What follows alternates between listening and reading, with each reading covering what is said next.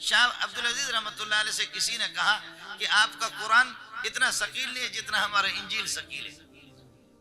وہ پادری نے کہا کہ انجیل انجیل انجیل انجیل. تو شاہ صاحب نے فرمایا، اور پھر اس نے یہ بھی کہا کہ تمہارے قرآن کے اندر وہ پاور نہیں ہے، قرآن بھی غلط، تمہارا نبی غلط، مذہب بھی غلط، ہمارے انجیل صحیح، ہمارا مذہب صحیح، اور ہمارے چرچوں کو دیکھو کیسے خوبصورت.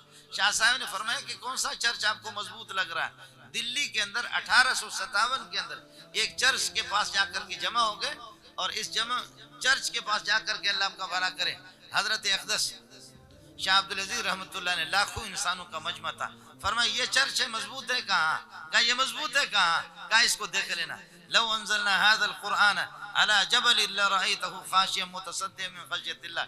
اشارہ کر دیا دھڑام سے چرچ کے سامنے والی جو دیوار تھی اور صحن کی جو دیوار تھی، دھڑام سے دیوار گر گئی. عیسائی نے چیخنا چلانا شروع کیا، مسلمانوں نے نعرے تکبیر سے آوازوں نے نعرے لگانا شروع کر دی. شاہ صاحب رحمۃ اللہ نے فرمایا کہ صبر کرو، دوسری مرتبہ آیت پڑھ کر کے چرچ کی طرف اشارہ کروں گا، انشاءاللہ اس کے بلاک بھی تمہیں زمین پر نہیں ملیں گے. اس کے بعد پھر فرمایا کہ اب مسئلہ سمجھ میں آیا نہیں آیا؟ اب مسئلہ سمجھ میں آیا نہیں آیا؟ شاباش ہے ہماری مسجد کو، ہماری مولوی کو، ہمارے حافظ صاحب کو کہ جس نے سینے کے اندر قرآن کو اٹھایا ہوا.